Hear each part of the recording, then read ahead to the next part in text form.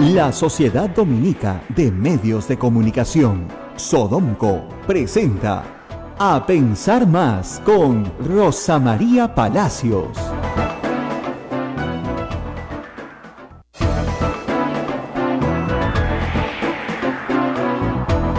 Buenos días, señoras y señores, bienvenidos a Pensar Más con Rosa María Palacios a través de Sodomco, las emisoras Radio Santa Rosa en Lima, Radio Santo Domingo en Chimbote, Radio San Martín en Arequipa, Radio Veritas en el Cusco, Radio Cepagua Ucayali, Radio Quillabamba, La Convención, Radio Madre de Dios en Puerto Maldonado y nuestros amigos de Radio Huánuco que siempre nos escuchan. Rosa María, fin de semana, muy buenos días. Viernes, hoy es viernes, pero qué viernes, ¿ah? Tenemos, obviamente, la protesta de los jóvenes estudiantes que van a salir igual hoy día. Ayer ya salieron en Iquitos a protestar y con todo derecho, la verdad. Porque la señora Bartra salió a insultar a todo aquel que no piensa como ella, pero nos ha hecho terroristas, ¿no? Anda terruqueando, pues también. ¿No? Pero, la verdad es que su proyecto, pues... no tiene ni pie, no es que no se entienda, se entiende bien. Dicen, no han entendido el proyecto. No, se entiende clarísimo. Promueve el trabajo gratuito. Y el trabajo gratuito está prohibido por la Constitución del Perú. Ella señala que en ningún momento se ha dicho que van a trabajar 3 años. Nadie ha dicho eso. Lo que se ha dicho es que durante los 3 años de formación en un instituto técnico, que es lo que dura la formación de un instituto técnico, el estudiante va a tener que trabajar un número de horas gratis. Y eso sí es verdad. ¿Cuántas horas? 448 horas. Lo que quiere decir es que a media jornada, o sea, de lunes a viernes, y sin parar, es casi 6 meses. Gratis. La cara de Naila, me va a morder un brazo. ¿Qué es que hablo de esto? Dice, me mira como diciendo, no me cuentes. 6 meses. Y supongamos que esta persona quiere trabajar, porque tiene que trabajar en otro trabajo para poder comer, ya, tiene que completar estas horas, porque si no se gradúa, entonces tendría que trabajar por lo menos 2 horas diarias, todos los días, un año. O 448, ¿no es cierto? Son 1 hora todos los días. Tendría que hacer turno todos los días. Tendría que hacer su hora gratis, diaria, durante 2 años. O sea, es realmente quitarle el tiempo a los jóvenes que tienen escaso para conseguir algo que les permita subsistir. Es ridículo. Alguien me decía, no puedo creer que estemos discutiendo si a los practicantes se les paga. Además, ojo, a los practicantes se les paga el sueldo mínimo, no se les pagan fortunas, ¿ah? A veces algunos sitios más generosos pagan un poquito sobre el mínimo, sobre todo los practicantes ya de último ciclo, cuando quieren que se queden, entonces te ofrecen pues 1,000 soles, ¿no? Cuando mucho. Pero cuando mucho. Entonces no es que, ¡ay, qué bárbaro! Ahora, en la exposición de motivos, la señora Bartra dice que solamente hay 60.000 contratos, convenios de prácticas profesionales inscritos en el Ministerio de Trabajo. Sí, pero en la informalidad en que vivimos, eso no quiere decir, ¿no es cierto?, que esos sean los únicos jóvenes que practican en el Perú. Es decir, hay jóvenes que practican en la informalidad y les pagan. Una ley que dice que no les tienen que pagar, aun cuando no tengan el convenio, lo que va a terminar generando es, oye, ¿sabes qué? A tu gente, a tu grupo de tu edad, no se le paga. Porque tu trabajo no vale. Y yo creo que una de las cosas más importantes es que la gente aprenda a valorar el trabajo. Y además, como ser humano, yo creo que una persona a la cual no le pagan por hacer un trabajo, no se siente valorada. Y eso no es formativo, señora Bartra, es lo menos formativo que hay. Cuando a ti te pagan algo, un poquito, no importa cuánto, ya, olvídate la cantidad, pero te están pagando, significa que tu trabajo vale. Y la gente se define mucho por el valor de su trabajo, porque si tu trabajo no vale, ¿no es cierto?, entonces no te pagarán nada, entonces tú no vales nada. Es decir, lo menos formativo que hay. Hoy en la República, por supuesto, se están riendo bastante de Rosa Bartra. Hay una caricatura de Carlín buenísima, no sé si la has visto. No. Tienes que checarla. Donde hay un joven haciendo un trabajo, ¿no es cierto?, en un taller, y al lado hay otro joven haciendo el mismo trabajo en el mismo taller, y la mujer dice, no, pues no se dan cuenta de la diferencia, ¿no? Él está, así se llama la ley, ¿no? asumiendo una actividad formativa en el mundo real.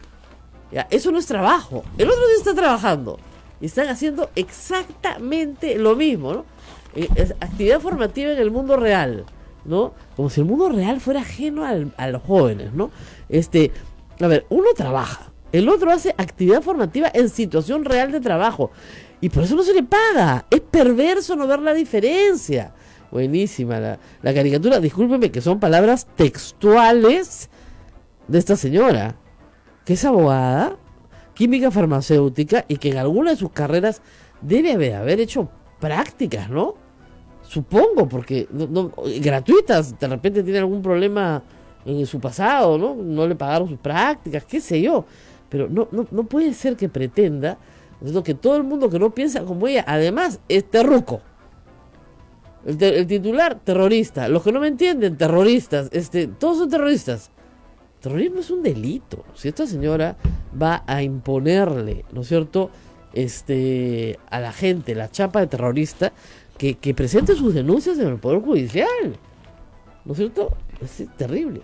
Hoy la protesta va, de todas maneras, no a la ley de los esclavos. Me parece muy bien. Y eso servirá para evidenciar varias cosas, ¿no? Primero, que efectivamente hay personas todavía en el Perú, jóvenes sobre todo, que en la informalidad no se les paga. Y eso sí es verdad, ¿no es cierto? Se les da almuerzo, se les da movilidad, a veces se les da algunas ventajas, pero no se les paga. Otros, a los cuales sí se les paga, pues se les paga algo muy lejano del sueldo mínimo vital, de la remuneración mínima vital que establece la ley. Hay una ley que establece todas las modalidades formativas en este momento. Esa ley es bastante clara, no es nada complicada.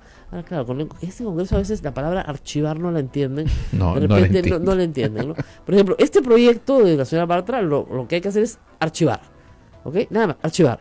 Pero esa palabra no la entienden, pues. Sí, con la Corte Interamericana le dice archiven y tienen que pedir una aclaración. Esa tampoco la van a entender, ¿no? Pero es archiven. Esto se archiva, ¿no? Han decidido marcharse atrás. ¿Sabes qué ha sido también muy curioso, no? Esta norma se aprueba en la Comisión Permanente con el voto en contra de la izquierda, pero con el voto a favor del gobierno. Así es. Y de Acción Popular y del APRA. Todos votaron a favor.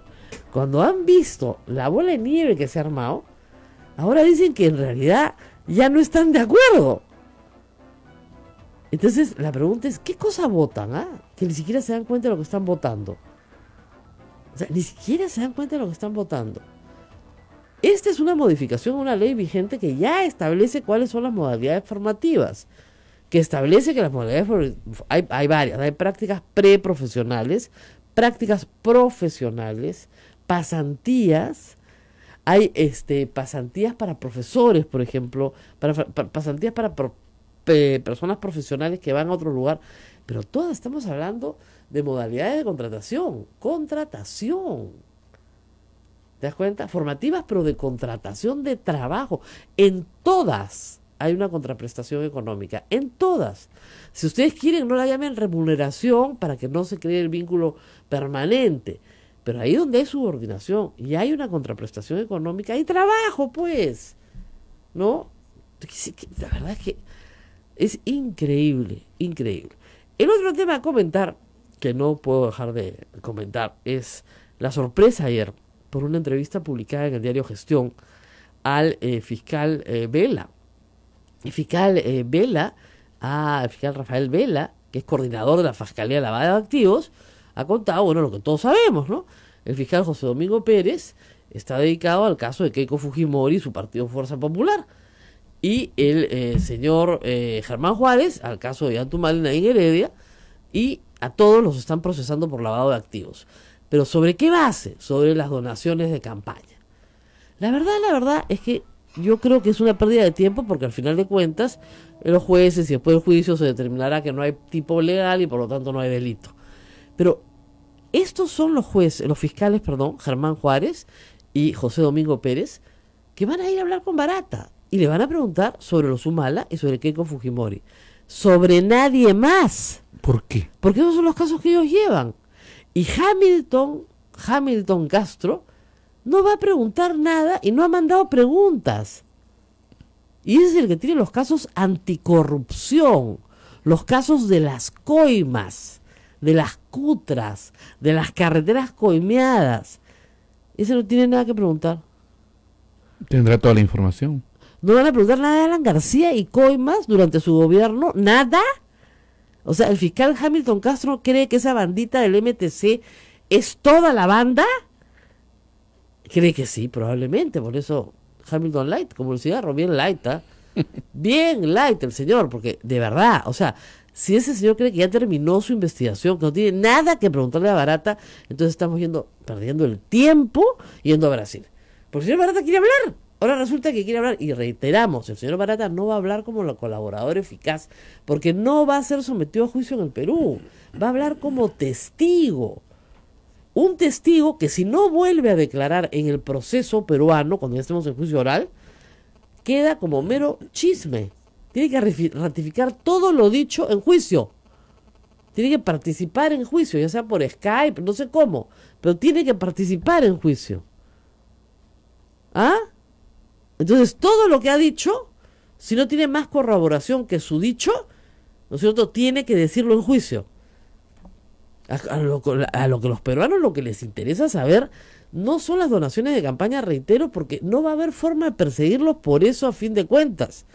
Nadie Heredia y Beato Mal están presos por gusto, porque ahí no hay lavado de activos. Aun cuando se apropian del dinero para gastárselo en lo que les dé la gana, no hay lavado de activos, porque los activos tendrían que provenir de la comisión de un delito, y recibir fondos de campaña no es delito, pues. Lo hemos explicado 100 veces. ¿Ya? Pero bueno, yo hace 3 años que lo explico, todos mis colegas periodistas me han escupido de todas las formas posibles. Yo no tengo la culpa de que ellos no hayan estudiado Derecho, pero de verdad, o sea, ahí, no, al final de cuentas, la defensa de todos los imputados de Keiko Fujimori, Nadine Heredia, Alan García, de todos, van a decir, no, acá no hay nada. ¿Dónde está la carne?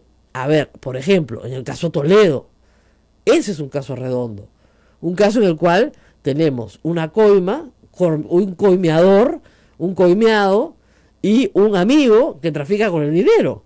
Y el amigo ha cantado, ese sí, es colaborador eficaz, como un pajarito. Y ayer entregó las agendas. Ese sí es colaborador eficaz. A ese no tiene problema en que le rebajen la pena, le desbloqueen sus fondos, etcétera. Va a entregarlo todo. Todo. Ya por fin el expediente de extradición está en la Corte Suprema. Nuestro héroe, el juez Carguancho, Richard Concepción, recién lo ha mandado esta semana. Pues dice que el fiscal se lo escribía mal. 1 año para escribir un expediente de extradición. 1 año. Tienen mucho trabajo seguramente, pero hay cosas que son prioritarias, ¿no? Hace 1 año que Toledo se jaranea en Palo Alto, California. Hace lo que le da la gana. ¿Ya? Entonces, miren, la verdad es que como dicen ahí en los predios del pepecaucismo, ya pues que se acabe el recreo, ¿no? Y comienzan a chambear. Entonces, el caso Toledo, ¿qué nos dice? Que hay coimas, es decir, que Odebrecht, y eso es lo que interesa, pagaba coimas para hacer obra pública. Sabemos que las pagó durante el gobierno de Toledo, lo sabemos. Sabemos que le pagó a Alejandro Toledo, sí lo sabemos. Sabemos que le pagó a alguien más, no lo sabemos. No van a preguntar nada sobre Pedro Pablo Kuczynski. No van a preguntar si Pedro Pablo Kuczynski obtuvo contratos con Odebrecht, ¿no es cierto? Acuérdense ustedes que Pedro Pablo Kuczynski es ministro 2 veces. Marcelo Odebrecht dice que le era una piedra en el zapato. Se puede estar refiriendo a su primera gestión como ministro, del 2001 al 2002, y no de la gestión de ministro del 2004 al 2006, donde Westfield comienza a tener, y First Capital, contratos con Odebrecht. ¿No es cierto? Eso no le van a preguntar. No le van a preguntar de eso. Porque es un caso de corrupción y el señor Hamilton Castro no ha mandado sus preguntas. ¿Cómo no le van a preguntar por eso? Porque no le van a preguntar por eso. ¿Ya? Así de grave. Y luego, en el gobierno de García, hay efectivamente una serie de funcionarios de viceministro para abajo y menor rango, involucrados en las coimas del Metro de Lima, en el tramo 1 y esperemos que también en el tramo 2, porque hay bastante que contar ahí. ¿Qué sabemos de eso? No. Del viceministro para abajo nomás coimeaban. Sí, Juan, ¿acaso el viceministro y su bandita eran los que firmaban las resoluciones para que la obra se ejecute? No, ¿no es cierto? ¿Quién firmaba? El presidente de la República y el ministro. ¿No los van a investigar? No. ¿Por qué? Porque es Alan García. Y en el caso de Humala, están investigando donaciones de campaña cuando podrían investigar Gasoducto Sur. Gasoducto Sur, que es un caso mucho más interesante de investigar. Yo no digo que ninguno de estos personajes sea culpable, sino que por lo menos investigue. Se trate de encontrar la verdad. O sea, tenemos una empresa que ha dicho públicamente ante el mundo que coimeaba en el Perú. No una, sino varias veces. No ha dicho todas las veces que coimeaba. Bueno, hay que ir a preguntarles todas las veces que coimeaba. ¿Están dispuestos a hablar? Ok, muy bien. ¿Y qué les vamos a preguntar? ¿Sobre 2 casos? Nada más que sobre 2 casos de donaciones de campaña. Entonces, ¿qué está esperando Kuczynski para ir a la Comisión Lavallato si el señor Barata no va a hablar de él? Porque él piensa que va a hablar de él. Bueno, Él dijo porque que... no sabía. Ahora resulta que el señor Hamilton Castro ha decidido, nuestro flamante fiscal anticorrupción, que no hay nada que preguntarle. O sea, van Vela, va Juárez Atoche. Vela le pregunta por Keiko, Juárez Atoche le pregunta por Nadine Heredia. ¿Listo? Le ha dicho, no, es que cada uno tiene sus especialidades. Entonces, Alan García pues se jamonea en Twitter y dice, señores fiscales, respetuosamente les pido que pregunten al señor Barata lo que quieran sobre mí. El primer interesado soy yo. Otros se venden, yo no. Esa frase la repite todo el tiempo, ¿no? Claro, porque él sabe quiénes que los que se han vendido, ¿no? ¿Y cómo lo sabe? ¿Y cómo lo sabe? A ver, ¿qué? ¿Tienes ahí una pregunta? Sí, acá hay un... Miki Canales nos pregunta... si Odebrecht pagó a los Humalas siendo una empresa corrupta, recién hoy conocida, entonces recibieron dinero de una empresa corrupta que usaba doble contabilidad. Entonces, ¿sí habría delito? No, pues porque no tenían cómo saberlo. ¿Qué parte no entienden? O sea, cuando se da la plata para la coima, en el año 2015, suponiendo que es una coima, ¿no es cierto? Sí, no hay ningún problema. En el 2014, como Toledo, porque es una coima. O sea, cuando a Toledo le pagan una coima el 2006, 7, 8, es coima. Así la empresa no sea corrupta, es coima, preso. Pero si tú dices, los fondos eran de una empresa corrupta, pero yo no lo sabía. Es una cosa completamente distinta. No es culpable. Porque recibir donaciones de campaña no es delito, es una falta administrativa, pero no es delito. ¿Y por qué no es delito? Porque a este Congreso y a todos los anteriores no les da la gana de cambiar el Código Penal. Así es. Entonces, ya está. Ni tocar en el tema, ¿no? Ni tocar en el tema, pues, porque ¿por qué van a tocar el tema? Porque ¿cierto? muchos congresistas también han recibido, muchos congresistas han recibido en este Congreso y en anteriores platas para sus campañas. O sea, congresistas que están actualmente en este Congreso y en los anteriores, por supuesto. Es increíble, ¿no? Entonces, Hamilton Castro, que es el que tiene que ver la parte anticorrupción, ¿no es cierto? Es parte del equipo especial de fiscales, ya que se ve los delitos de corrupción de funcionarios y conexos, no tiene nada que preguntarle a Barata, nada. Según el señor Vela, no tiene nada que preguntarle a Barata, como ustedes lo escuchan, nada de nada. ¿Nada? Pucha, que a mí me pone delante de Barata y yo no paro 2 días de hacerle preguntas. Diría, vamos en orden, de atrás para adelante, adelante para atrás, del orden que ustedes quieran, por la mitad, para atrás, lo que sea. Vamos en orden, pero con calendario. ¿Se dan cuenta? Esta obra, esta fecha, o sea, ¿qué es esto? No hay interés, pues. No hay interés de que salga o ya todo está arreglado. Eso es lo mismo que digo yo. Y eso sería una pena, la verdad. Porque ya ahora sí tenemos un testigo que quiere hablar, que efectivamente por el testimonio de Gustavo Borriti señala que quiere hablar, pero que su vida personal, como le pasa a todas estas personas, pues ha pasado por un terremoto, ¿no? Claro. O sea, de ser importante, famoso, conocido, ahora es un apestado. Entonces, es muy difícil recuperar tu prestigio después de un terremoto de este tamaño, ¿no? Barata, superando esos problemas, está dispuesto a hablar, pero solamente va a hablar de los casos Fujimori y Humala. Nada más. No porque no quiera hablar de lo otro, ¿eh? Señor, el señor Hamilton Castro no ha mandado preguntas, no va a ir y no tiene nada que preguntarle. Oigan, si el señor Hamilton Castro no tiene vínculos con alguno de los no preguntados, Ya pues ya no sé cómo, ya no sé cómo ponerlo, pues. Ese fiscal se demoró un año en hacer algo. Cuando la cabeza de Pablo Sánchez en diciembre estaba así, sobre el matadero, ¿no es cierto?, comenzaron a moverse. Pablo Sánchez debe haberlo sacado hace mucho tiempo. Pero no los tocan. Intocables. Intocables. Intocables. Y eso a mí me parece, la verdad, francamente, es muy raro. Es un escándalo, de verdad, que se descubra además esto el día 22, cuando el interrogatorio es el día 27.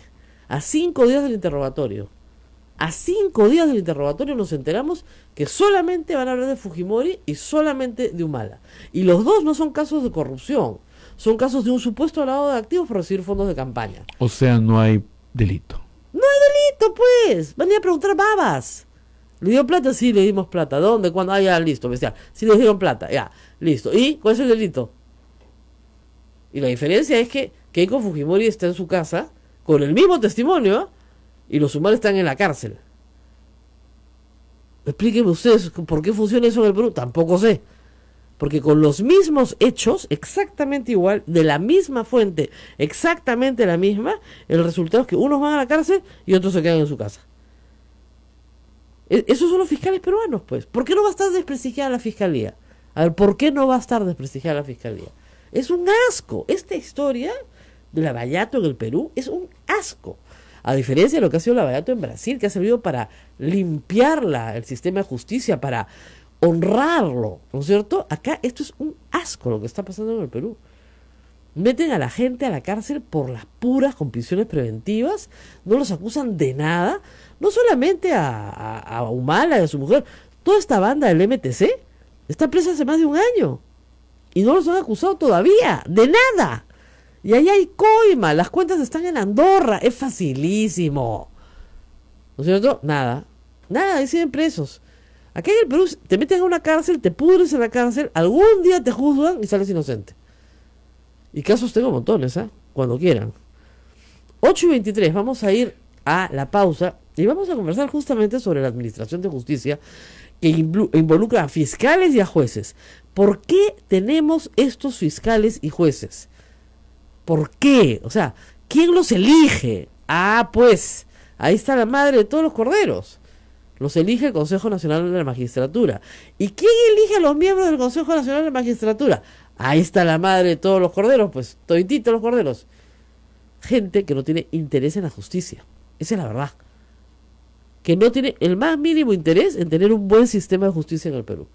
Y que más bien corresponden a intereses políticos, partidarios, personales, de cualquier tipo, menos el interés de servir a la justicia. Vamos a la pausa y regresamos. Volvemos.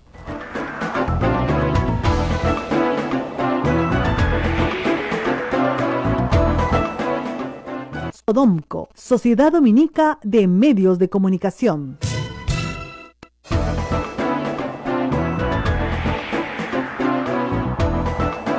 Bueno, muy bien. Yo les decía, ¿por qué tenemos la justicia que tenemos? ¿Por qué tenemos los fiscales que tenemos? Porque los han elegido, pues. Oiga, y usted dirá, yo no los he elegido.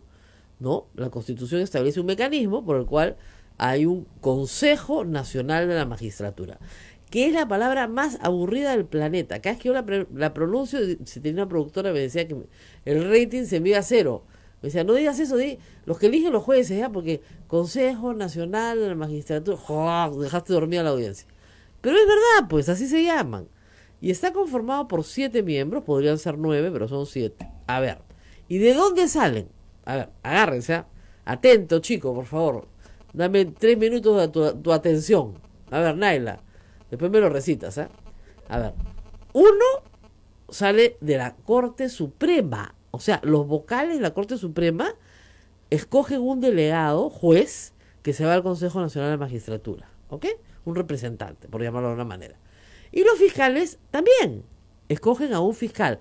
Normalmente el que se va a retirar, a ese lo mandan al Consejo Nacional. El que se va a quedar sin chambita, a ese lo mandan al Consejo Nacional de la Magistratura. Hay unos que detestan ir, a otros que les encanta ir. Pero en general, por lo menos tú podías decir, del tema saben. Porque claro, son jueces y fiscales, algo deben saber, ¿no es cierto? Y tienen experiencia. Luego, los colegios profesionales tienen participación de dos maneras. Los colegios de abogados, todos los colegios de abogados del Perú, y cada región tiene su colegio de abogados, y en Lima tenemos 2 colegios de abogados, ya, muy bien. Cada colegio de abogados elige un representante y entre esos eligen a uno. ¿Ya? Corrígeme, estamos con la doctora Cruz Silva si me equivoco.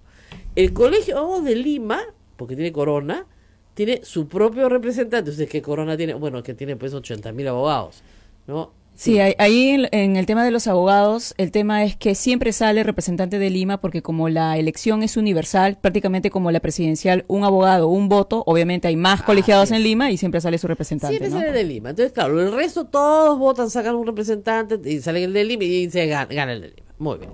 De los abogados también están representados. Ustedes dirán, bueno, están todas las partes, pues está bien. No, espérense pues. Los rectores de las universidades privadas tienen un representante y los rectores de las universidades públicas un representante. ¿Y a quién mandan? Al que se va a quedar sin chamba también. Al que ya no puede seguir siendo rector en unos meses, a ese. Entre esos se juntan, hacen campaña y salen elegidos.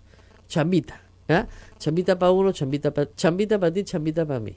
¿Ya? Entonces ya tenemos uno de la Corte Suprema, uno del Colegio de Abogados, otro de la Fiscalía, de los fiscales, uno de las universidades públicas, uno de las universidades privadas de Derecho, de las facultades de Derecho, no, de los rectores, disculpen, y luego tenemos a los representantes de las otras profesiones. Y eso sí que es discúlpenme, un chongazo.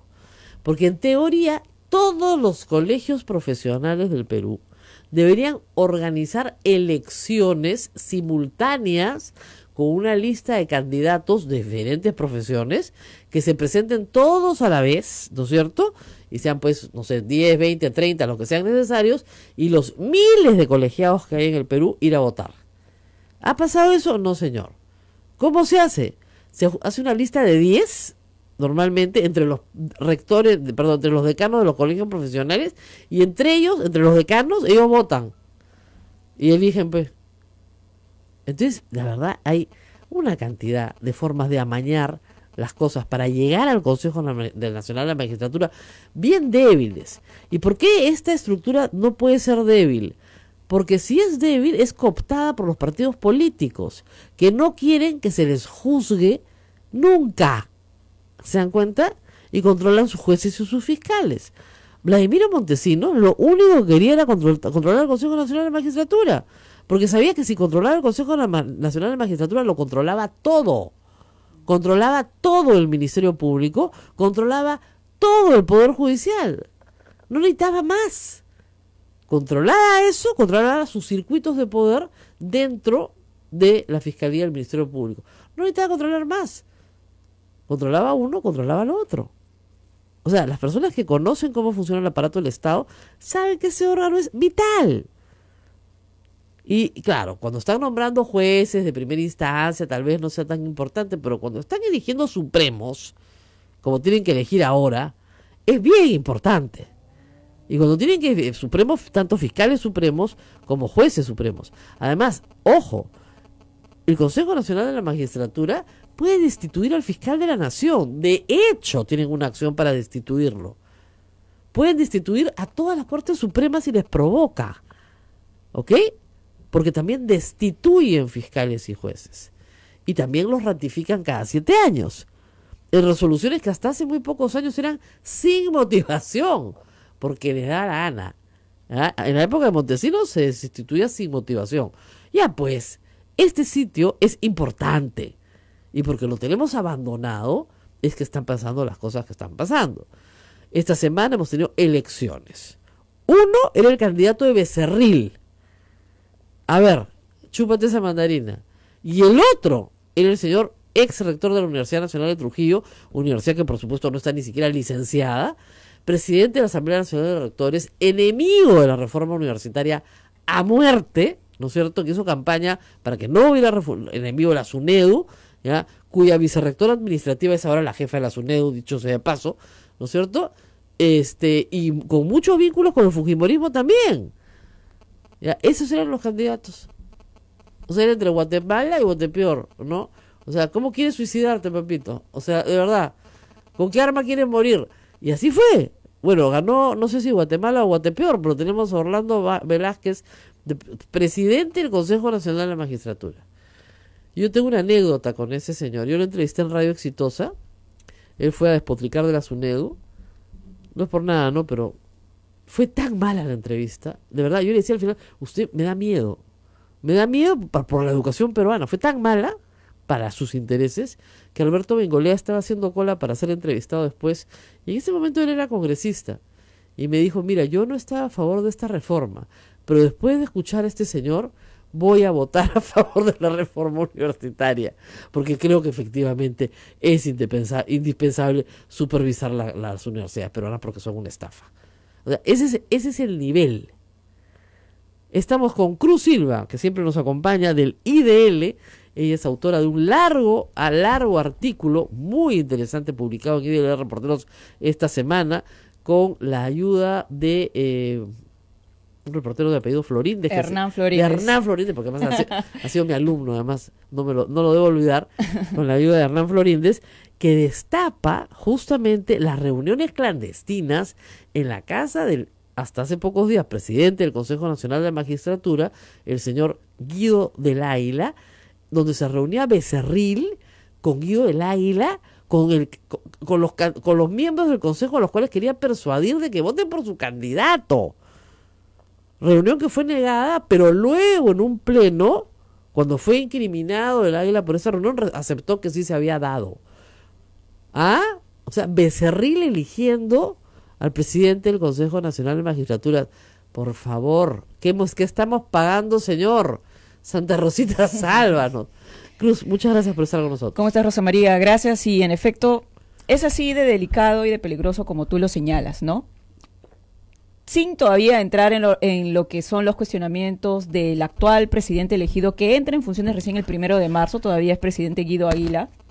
El tema de Becerril es sumamente delicado. Al día de hoy, Guido Águila, presidente del Consejo, que armó esa reunión en su casa con Becerril, deberían estar siendo denunciados penalmente y de oficio por la Fiscalía, porque de lo que estamos hablando es un presunto tráfico de influencias. Así es.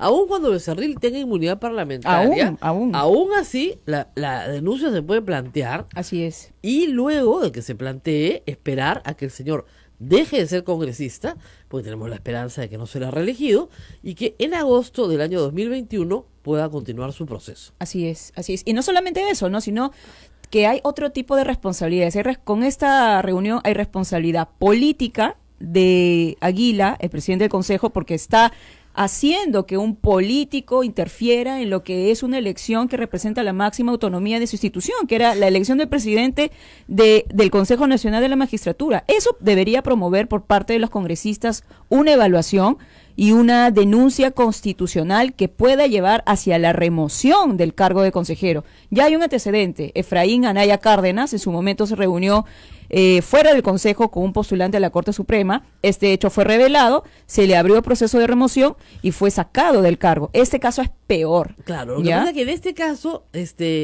Águila pues tiene más ayuda. Sí, por supuesto. Según se revela en este artículo, es interesantísimo las relaciones trujillanas. Oye, Trujillo está realmente de moda porque, a ver, la cosa es bien complicada. Hay una familia Alba, así es, ¿no es cierto? Y una familia Becerril, ¿no es cierto? Y una familia Águila, ¿no es cierto? Y todos están, como se dice, imbricados, parecen una panaca.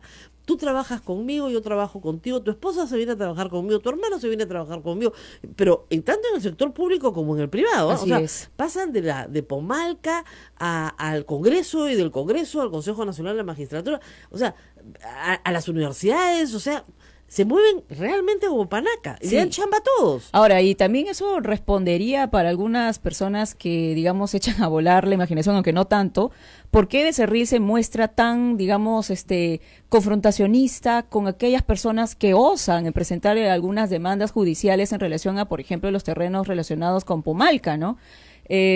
Claro, uno podría decir, bueno, si tiene a su amiguísimo que es presidente del Consejo Nacional de Magistratura, con quien debate en casa quién es el próximo presidente, y Becerril prácticamente está en la bancada, donde el hermano del presidente del Consejo trabaja, Claro. obviamente pues se va a sentir Y su con la libertad del esposa, mundo para hacer y lo la que espo- hace. A ver, escuchen, ¿ah? Porque esto es más complicado que telenovela de esas colombianas enredadas. No, ¿verdad? Una turca, esta es como una turca, ¿ya?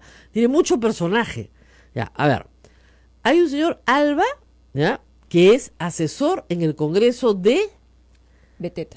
de Beteta, pero es a su vez amigo de Becerril, porque antes ha sido asesor de Becerril. Así es. Muy bien, pero a su vez hay otro Alba en el Consejo Nacional de Magistratura.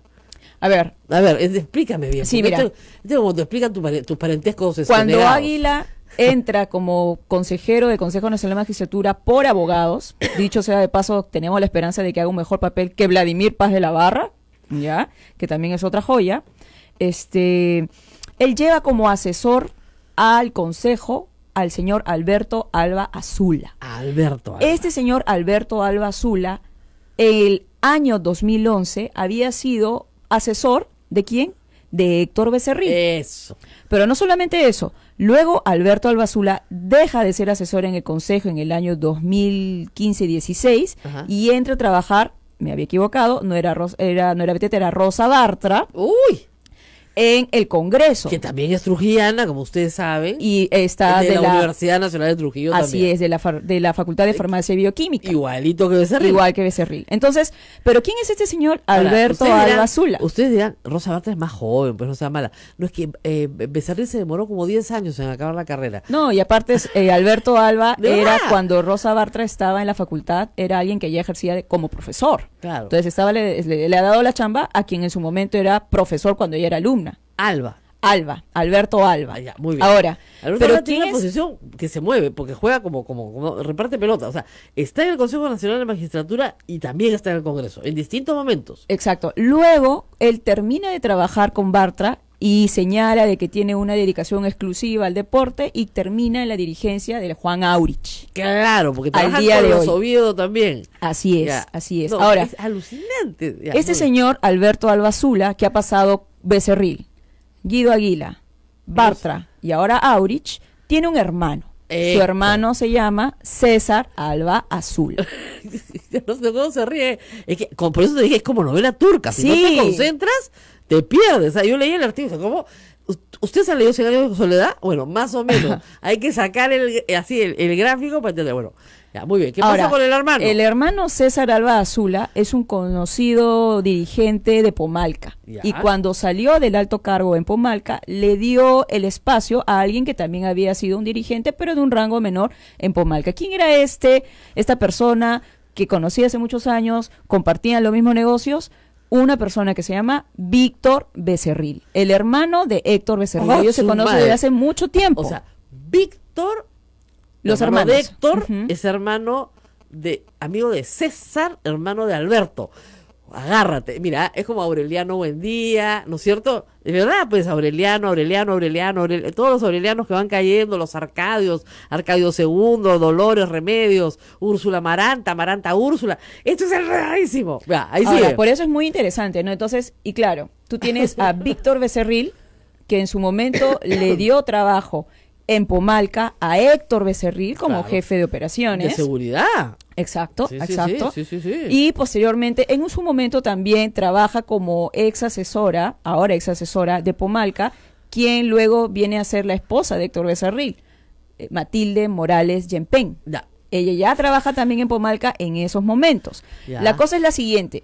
Tienes en un lado a César Alba Azula en Pomalca con el hermano de Becerril y luego tienes al hermano de César Alba Azula que ha pasado por los despachos de los congresistas fujimoristas y luego también, oh sorpresa, en el despacho del consejero Guido Aguila. Pero hay más cosas que relacionan a Guido Aguila con Becerril. No solamente él es el famosísimo asesor, sino también la esposa de Becerril Que y el trabaja hermano. con Aguila. Exacto. ¿El que hermano trabaja- quién?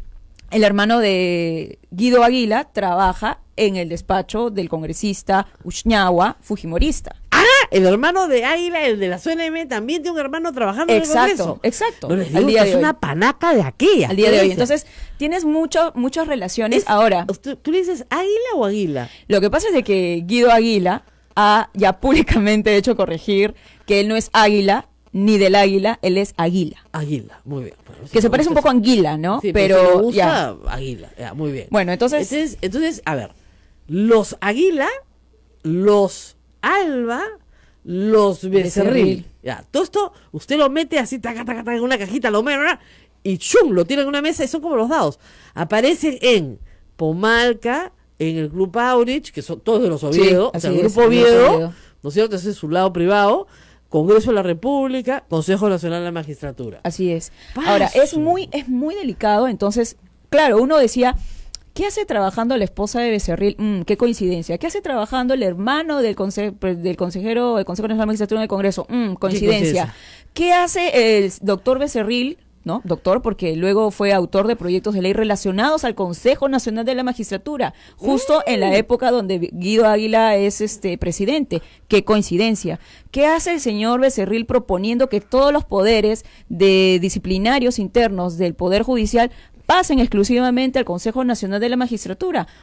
Qué coincidencia. Luego te encuentras con el descubrimiento de esta reunión en la Casa de Águila, propiciada por Águila, donde Becerril habla, de acuerdo a las fuentes, en nombre de la bancada y pide a otro consejero que vote por su candidato, que era el señor Julio Gutiérrez Peve. Entonces, tú dices, esta es la intromisión política máxima, esta reunión ha sido corroborada, y llegas a estas elecciones del año 2018, donde, oh sorpresa, te vuelves a encontrar que el candidato fuerte e insistente para el cargo era nuevamente Julio Gutiérrez Peve, ¿Qué es de nuevo? el candidato de Becerril. No, ya sé, pero ¿por qué es el candidato de Becerril? Ese es Tiene una hermana, tiene un primo, tiene un hijo, acá todos tienen algo.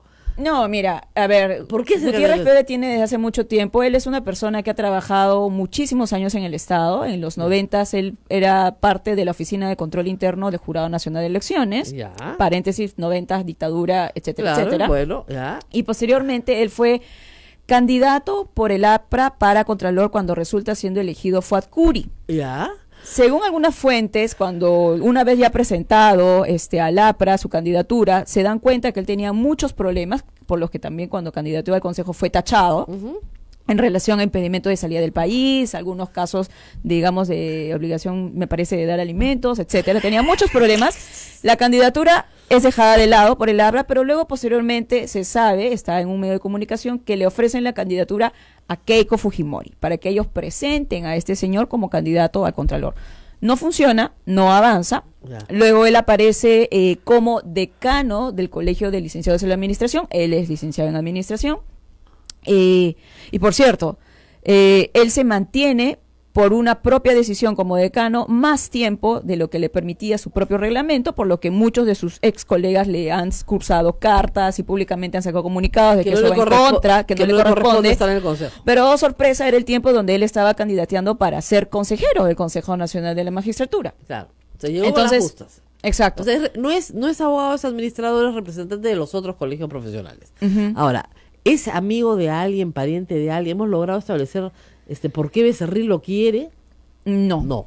Todavía no sabemos. Sabemos que es el candidato de Becerril, eso está clarísimo. así es. ¿Por qué? No lo sabemos. Ahora, Gutiérrez Peve ha estado muy relacionado con el partido aprista, el solo hecho de que su candidatura Claro, sea lógico. presentada y avalada por el APRA. Ahora, mira, el fujimorismo y el aprismo, aunque lo digan que no, Trabajan son juntos. socios. En o sea, este tipo de cosas, estas cositas trabajan juntos. Sí. entonces, por ahí podría venir la relación, sin duda vamos a seguir investigando, pero lo cierto es que se ha corroborado por la reunión en la Casa de Águila y porque Águila también ha promovido la elección por su propio lado de Julio Gutiérrez Peve, que él es el candidato del Becerril. Claro, Es o sea, más, es ¿sabes el quién? candidato de la panaca, pues. ¿Sabes quién propone a Gutiérrez Peve el año pasado como candidato?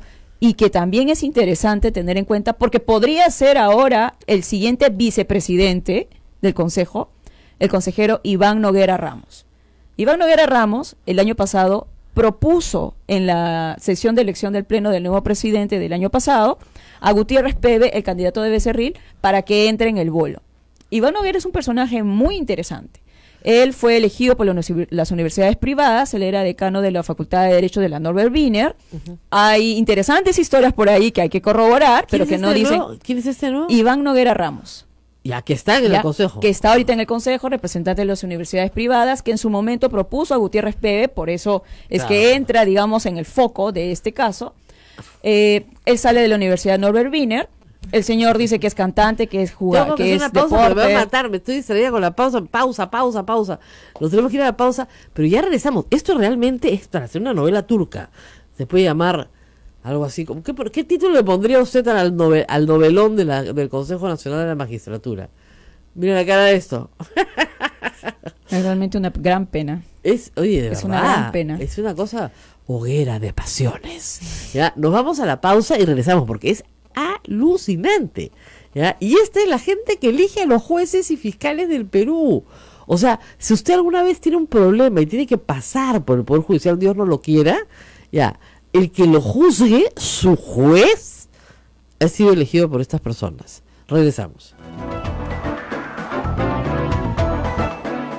Sodomco, Sociedad Dominica de Medios de Comunicación.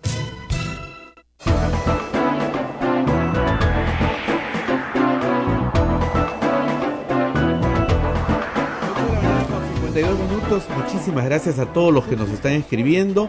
Katia Cuentas dice, ya me perdí un cuadro, por favor. Silvana Darrigo nos dice, alguien que contacte con un canal de YouTube para que nos dibujen, por favor. Dibujito. Américo López, ahora se entiende de dónde salió Rosa Bartra, si acá en Trujillo nadie la conocía, menos en Huamachuco. María Elena Silva dice, lo peor es que Becerril es candidato de la región Lambayeque. Alex Miranda, y luego se preguntan por qué Keiko está siendo acusada como asociación criminal. Pepe Lucho Villavicencio, siempre los mafiosos se juntan. Fiorella Naranjo, denunciar a Becerril y a Bartra ya. Y bueno, y hay una cantidad de cosas. Pero lo que yo les dije es muy enredado. Entonces acá tenemos un grupo que funciona como panaca, digamos, donde yo trabajo aquí, mi hermano trabaja allá, tu hermano trabaja aquí, mi hermano trabaja allá, y ese es el tema. Entre los Alba, que no hay ningún Alba como consejero, pero están ahí siempre dando vueltas, Becerril, su esposa, y los Águila. Muy bien, los Águila, porque no quieren llamarse del Águila ni Águila. Ya, los Águila, muy bien. Entonces, ¿qué es lo que tenemos? Tenemos a 3 consejeros de los 7 que tienen, digamos, una tendencia fuji. ¿Ya? O sea, digamos, para ponerlo de alguna forma más sencilla, son amigos de Becerril. ¿Ya? Y ahí están Noguera, ahí está Águila y ahí está Gutiérrez, ¿no es cierto? Esos 3. Al frente hay 4 que obviamente son más que 3, ¿no es cierto? Pero el problema es que para elegir presidente del Consejo Nacional de la Magistratura necesitan 5, pues. Por eso en primera votación no se pusieron de acuerdo. Y en la segunda votación escogieron del grupo no Fuji, o sea, de esos 4, por unanimidad, a Orlando Velázquez, que le podemos decir, ahora vamos a hablar de Orlando Velázquez también, pero por lo menos no era del grupo Fuji. Ahora, podría pasarse al grupo Fuji, como nos ha dicho la doctora Cruz Silva, muy rápidamente, porque evidentemente si lo han elegido por unanimidad es porque le ha ofrecido la vicepresidencia a lo del otro grupo. Y el único que queda del otro grupo es Noguera. Así que, sorry flaca, esto está cerrado. Yo creo que el fujimorismo de una forma u otra está cooptando el Consejo Nacional de la Magistratura. Bueno, en principio ya lo tenía, ¿no? Águila ha demostrado ser, digamos, muy cercano, si no ya del fujimorismo. Claro, esta denuncia, por ejemplo, esta persecución contra el fiscal de la Nación, ¿a santo qué? Ahora, Águila es increíble, y por eso yo creo que los periodistas cuando lo entrevistan deberían informarse un poco más, porque le resulta muy fácil vender un discurso de estamos reformando, es el propio Consejo que ha puesto las normas para reformarse, transparencia, me estoy reuniendo con todo el mundo, todos me quieren, todos me condecoran, voy a todo lado, etcétera, ¿no? Pero lo cierto es que Águila ha hecho en su función muchas violaciones a su propia normatividad de su institución, donde se incluye incluso la elección de los fiscales supremos. Hoy por hoy la Corte Suprema tiene, si es que no me equivoco, 7 nuevos jueces supremos que han sido elegidos en el 2015 bajo la gestión de Guido Águila y en el 2017. En el 2015 esa elección fue para nosotros, violando la ley orgánica. ¿Por qué? Porque Aguila hizo entrar para que vote en ese concurso a un señor representante del Poder Judicial, el ex consejero Teodulo Santos Cruz, por solo 3 meses, cuando el consejero tiene un cargo de 5 años. Claro. Le aceptó la tesis al Poder Judicial, en ese momento presidente Ticona, para que participara. Eso, señores y señoras, es una violación no solo a la ley orgánica del Consejo, sino también a la Constitución. Y esos nombramientos tienen un vicio normativo.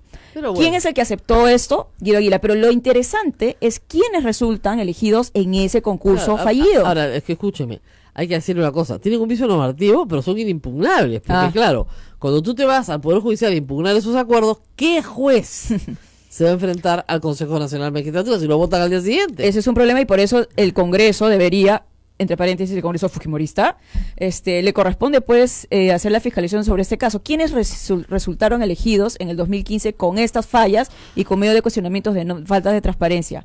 Y nuestro Zapariachi, que es el ex presidente de la Corte del Callao, donde se ven muchos casos relacionados con el narcotráfico y el tráfico de drogas, que en el año siguiente de ser elegido dio esta famosa casación que le bajaba los estándares para investigar el lavado de activos, y que luego la Corte Suprema tuvo que hacer un pleno para corregir este error, porque todos los fiscales estaban jalando los pelos de que ya no iban a poder perseguir el delito.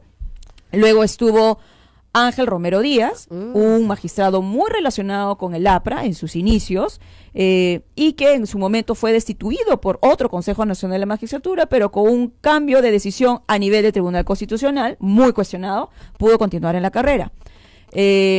Luis Arce García, que tiene como hermano a un presidente de una corte, no recuerdo si es de Ucayali o de Madre de Dios, que también tiene muchos cuestionamientos. No sé, ¿hay un conflicto de interés?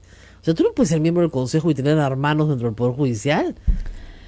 Bueno, no es que sea, es el elegido a Supremo, ¿no? Y en efecto, no podría, ¿no? A Supremo. Y entra para la Fiscalía, ¿ya?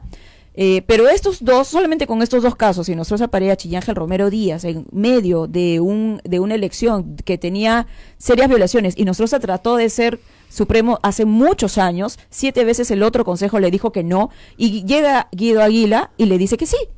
Y todos los cuestionamientos, el plagio, la no declaración de una casa en Miami no tuvo ningún problema. Ahora, por eso yo digo, el consejero Guido Aguila y su conformación, sobre todo aquellos que han votado con él en estos casos, debe ser debidamente investigado. Y por eso es bueno, y creo que no se lo esperaban, que ayer haya presentado un pedido de auditoría en la Contraloría por parte de un congresista, si es que no me equivoco, Marco Arana.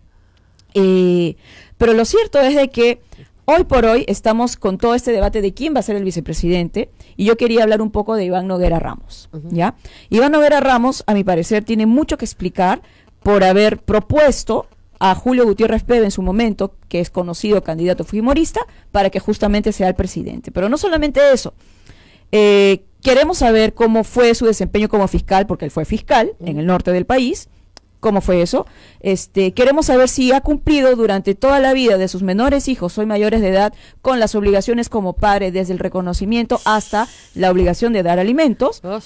Queremos saber cómo es que así resulta siendo abogado en los años 2000-2001 de Alipio Montes de Oca, el ex jurado nacional de elecciones, que luego es sentenciado por haber estado relacionado con la famosa reelección de Fujimori. Que recibió plata de Montesinos. Queremos saber por qué decide que una sesión que era pública de evaluación de ratificación de un fiscal que se llama Salvatierra Valdivia, ahora vamos a ver quién es este fiscal, sea reservada, cuando lo que se habló en la parte reservada, después se descubre, estaba relacionados a unas denuncias penales que en su momento se le había hecho a este fiscal, porque era el fiscal conocido enterrador de los casos relacionados con el chuponeo del gobierno fujimorista a sus opositores.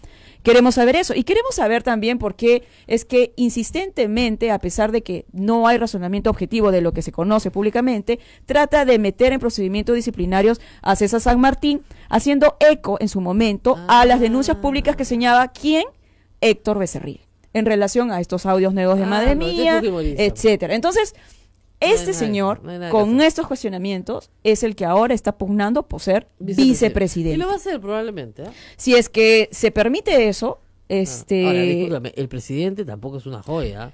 Tiene muchísimos cuestionamientos y ese No, es el serio problema. Tiene denuncias, tiene 15 procesos penales. Mira, en su por fraude, momento- robo, peculado. Yo entiendo que una autoridad de una universidad, a veces pues hay denuncias banales, ¿no? Sí, efectivamente, frívolas. Sí. Pero no puedo creer que pues que tenga tantas denuncias por el uso de fondos públicos en la Universidad Nacional de Trujillo. Mira, hay diversos cuestionamientos respecto de Orlando Velázquez. En efecto, uno de los que más ha impactado y es justificado en la ciudadanía es la alta cantidad de denuncias que al momento de asumir el cargo en el año 2015 tenía. Nosotros lo que hemos investigado son 18 denuncias fiscales. 8 de ellas, si bien es cierto, en su momento se encontraban archivados con archivo ¡Ese es el preliminar. presidente! Pero tiene todos estos presuntos delitos que tú estás señalando. Entonces, eso de por sí, Este es el que tiene que escoger a los jueces. ante la sociedad civil, es O sea, bastante ¿quién lo va a jugar? preocupante. ¿Quién lo va a jugar, pues? O sea, tú no puedes escoger a una persona para un cargo de selección de jueces que tiene un cerro de juicios penales, pues, porque no lo va a jugar nadie. ¿Quién lo va a jugar?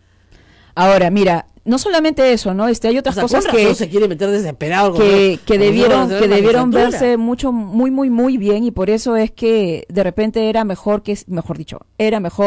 para no que el Consejo se renueve en su relación con la sociedad civil, que se elija a alguien que no tenga cuestionamientos. Nos ofrecieron una reforma constitucional. Lo ofreció pero Pablo Kuczynski. Bueno. Hacer el Consejo de otra manera, ¿no? Y eso quedó en el olvido porque, por supuesto, con este nivel de relaciones personales, como ustedes comprenderán, no lo quieren ni tocar, ni el APRA ni el fujimorismo. No, pero aparte, Están eso felices. más que en el olvido, comenzó a ir en contra de lo que ya se había logrado con mucho esfuerzo. Él, el 28 de julio del año pasado, propuso de que se regresara a la elección de jueces de manera política, donde el Ejecutivo y el Congreso tuvieran un representante dentro del Consejo Nacional de la Magistratura.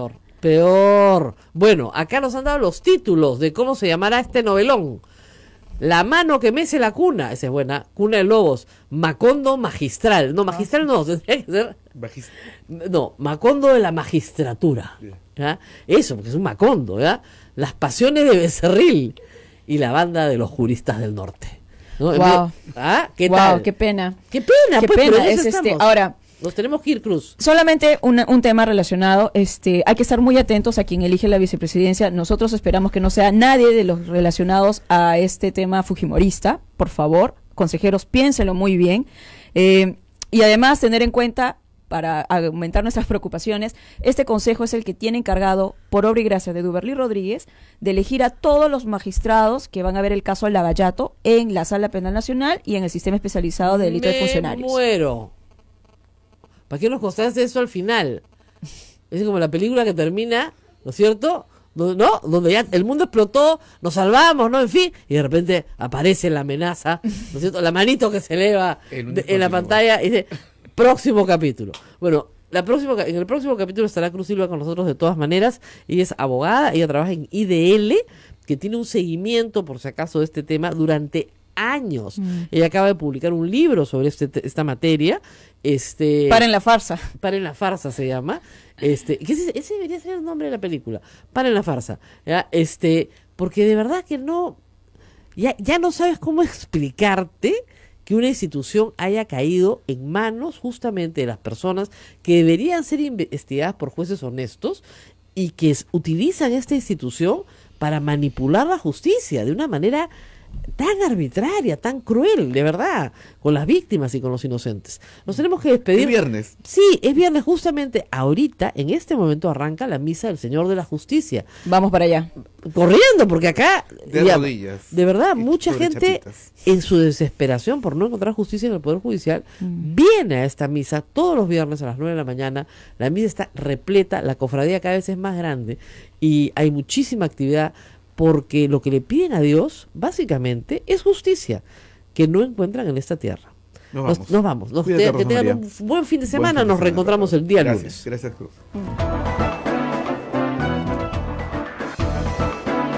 Hasta aquí, A Pensar Más con Rosa María Palacios. Este programa fue producido por la Sociedad Dominica de Medios de Comunicación, Sodomco.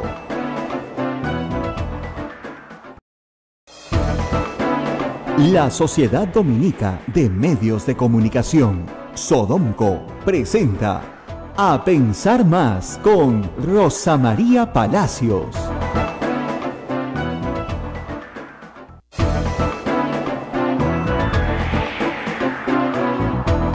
Buenos días, señoras y señores, bienvenidos a Pensar Más con Rosa María Palacios a través de Sodomco, las emisoras Radio Santa Rosa en Lima, Radio Santo Domingo en Chimbote, Radio San Martín en Arequipa, Radio Veritas en el Cusco, Radio Cepagua Ucayali, Radio Quillabamba, La Convención, Radio Madre de Dios en Puerto Maldonado y nuestros amigos de Radio Huánuco que siempre nos escuchan. Rosa María, fin de semana, muy buenos días. Viernes, hoy es viernes, pero qué viernes, ¿ah? Tenemos, obviamente, la protesta de los jóvenes estudiantes que van a salir igual hoy día. Ayer ya salieron en Iquitos a protestar y con todo derecho, la verdad.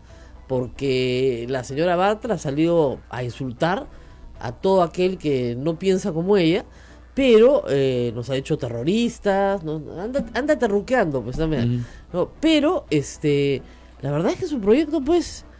no tiene ni pie, no es que no se entienda, se entiende bien. Dicen, no han entendido el proyecto. No, se entiende clarísimo.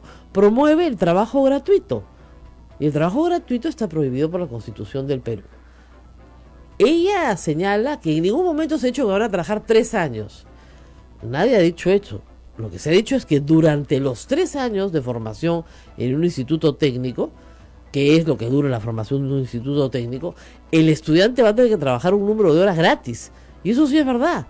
¿Cuántas horas? 448 horas. Lo que quiere decir es que a media jornada, o sea, de lunes a viernes, y sin parar, es casi 6 meses. Gratis. La cara de Naila, me va a morder un brazo. ¿Qué es que hablo de esto? Dice, me mira como diciendo, no me cuentes. 6 meses. Y supongamos que esta persona quiere trabajar, porque tiene que trabajar en otro trabajo para poder comer, ya, tiene que completar estas horas, porque si no, no se gradúa.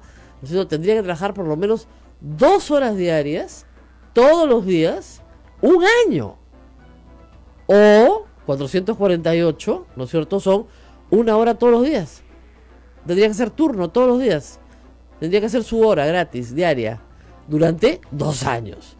O sea, es realmente quitarle el tiempo a los jóvenes que tienen escaso para conseguir algo que les permita subsistir. Es ridículo. Alguien me decía, no puedo creer que estemos discutiendo si a los practicantes se les paga. Además, ojo, a los practicantes se les paga el sueldo mínimo, no se les pagan fortunas, ¿ah?